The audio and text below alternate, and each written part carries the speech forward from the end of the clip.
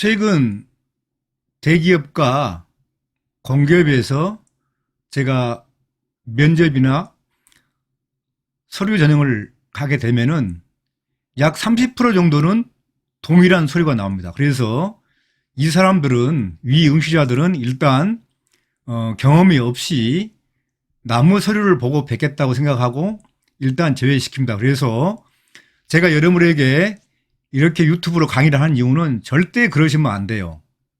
그분들은 운 좋게 서류가 통과된다 할지라도 면접에서 거의 질문을 받지 못하는 수모를 당하고, 만약에 면접 준비를 열심히 하셔가지고 면접이 통과되면은 기업에 가서 또 망신을 당합니다. 기업에서 1년 안에 나와야 돼요. 왜 그러냐면은 여러분이 기업을 가시게 되면은 새로 홍길동 씨 오셨습니까? 이것 좀 해주세요. 이러는데 저 이거 잘 모르는데요?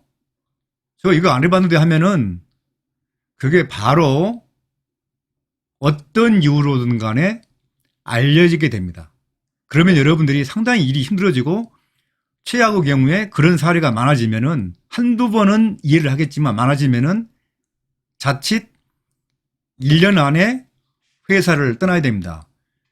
여러분 주위에 여러분 선배들이 LG 갔다 삼성 가고 삼성 갔다 LG 가고 SK 가고 하는 사람들이 많이 있어요. 이 사람들은 바로 그렇게 돌아다니는 그런 비법을 알아가지고 서류를 작성하고 지도를 받았는데, 실제로 기업에서는 그걸 그렇게 해가지고 견딜 수가 없어요.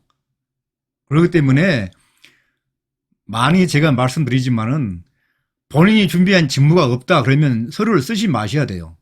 쓰지 말고 아니면은 다른 기업을 기다렸다가 그 분야의 서류를 내야지, 전기공학이다, 전자공학이다, 토목공학이다 무조건 전하면은 10중 8구 다 떨어집니다. 다 떨어지게 돼요. 그리고 본인 피곤하고 최악의 경우에는 취업을 포기하고 이러지도 못하고 저러지도 못하는 신세가 되어버립니다. 그러니까 그렇게 하시면 안 되고, 한국전력이든 한국가스공사든 한국가스안전공사든 한국통신이든 KT든 많은 기업들이 있으면은 내가 준비한 직무, 기획이면 기획, 전략이면 전략, 행정이면 행정, 회계면 회계, 토목이면 토목, 송전이면 송전, 배전이면 배전, 원자력이면 원자력에 대해서 충분히 준비를 하셔야 됩니다. 그리고 관련된 회사의 트렌드, 흐름을 아셔야지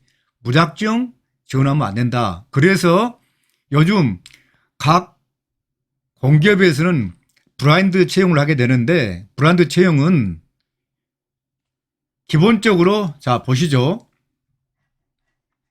개인 신상정보, 성명, 생년월일, 신체조건, 주소, 출신지 언급 불가, 장애, 보건, 지역인재 등 우대 가점 관련 항목은 해당 여부만 체크, 학력, 대졸 석사 등 언급 불가.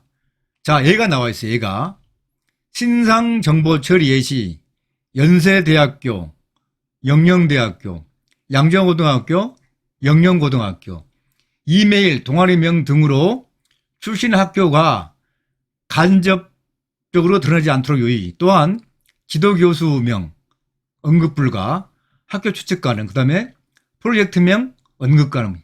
프로젝트명도 대학명이 나와 있으면 안 돼요. 면접 시 성명, 수험번호 언급 불가. 면접을 들어가게 되면은 보통 오전에 사무직을 보고 오후에 기술직을 보게 되는데, 이름이 없어요. 이름이 없고 A101번, A102번, A103번 이렇게 갑니다. 그래서 여러분이 나중에 별도로 제가 설명을 드리겠지만 응시번호 A101번입니다. 이렇게 얘기하셔야지 A101번 박사연입니다. 이렇게 하면 안 됩니다. 면접장의 실황은 제가 다시 챕터를 만들어서 설명을 해드리겠습니다. 그 다음에 경력이 경험이 있어요. 말씀드렸죠? 경력은 보통 1년 이상이에요. 경험은 1년 미만입니다. 그래서 금전적 보상을 받은 경우는 대부분이 근로계약이 되고, 그리고 4대 보험이 체크가 됩니다. 그래서 알 수가 있는 거고요. 경험은 그렇지 않습니다. 그러니까 그냥 쓰시면 되겠어요. 경력사항 같은 경우는 제가 경력사항이 경험보다 우선순위가 높다고 했으니까 비중이 높아요. 그렇기 때문에 나중에 필요한 경우 무작위로 체크해서 조회를 해볼 수가 있습니다. 그러면 나타나기 때문에 절대로 취업 족보에 의존하지 마시고 여러분 이 지구상에 하나만 있는 여러분의 이력서와 자기소개서를 써야 됩니다. 그 다음에 자사, 타사 경험 경력, 기관명 포함 산업 분야, 부서 직무 언급과랑 그러면 자 보자고요. 단 사업소명 언급 불가, LG전자 오산공장 이렇게 돼 있죠. 그래서 이 내용도 써주셔야 돼. 이것은 과거에 이걸 쓰게 되면은 사실은 써야 맞는 건데 이제 브라인드 채용을 하다 보니까 이걸 가리거든요. 그래서 가급적이면은 부서로 처리하라. 부서로 처리하는 게 좋다. 소속 부서로 처리하는 게 좋다. 자, 학교 교육 등 경험사항, 학교명 언급 불가, 브라인드 처리 필수. 자, 이거 보시죠. 예를 보시면 XX공사, 수자원공사, XX전자, LG전자 회사명 언급권항 돼 있죠. XX은행, 신한은행, 금융분야 기업. 물론 이 분야가 신한은행 같은 경험이 있으면 어때요? 기획, 조정, 예산 쪽은 회계 쪽은 가능할 수 있을 거예요. 참고 무슨 얘기인지 아시겠죠? 그 다음에 회사명 언급권항 본인 선택, 그 다음에 본인이 선택하라 이거죠. 그 다음에 한국대학교 프로그램 이수, XX대학교 프로그램 이수 학교명 금지. 그건 금지하리라 이거죠. 그리고 한국전력과 전력공사 서울본부 강남지사 총무팀 인턴, 한국전력 XX지사 총무팀 인턴, 총무팀.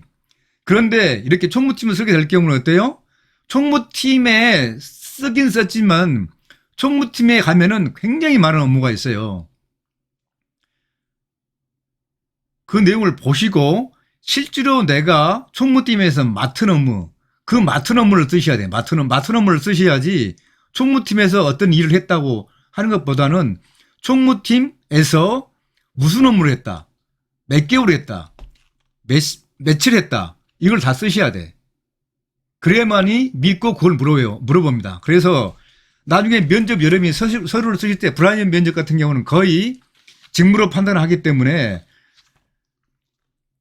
직무 내용은 100% 물어보신다고 준비를 하셔야 돼요. 그리고 여러분이 면접 전날까지 이 내용을 굉장히 준비하시고 달달달 외우시고 예상 가는 질문을 최대한 3개 이상을 준비하고 가셔야 됩니다. 그래야만이 면접이 통과되지. 만약에 여기서 여러분이 쓰셔도 여기 나와 있죠? 전자인데 여기서 한 회사에 한 언급 내용이 내가 지원한 분야하고 일치가 되지 않거나 관련이 없으면 일단 서류 전형에서는 탈락이 된다고 이렇게 보시면 될 것 같습니다.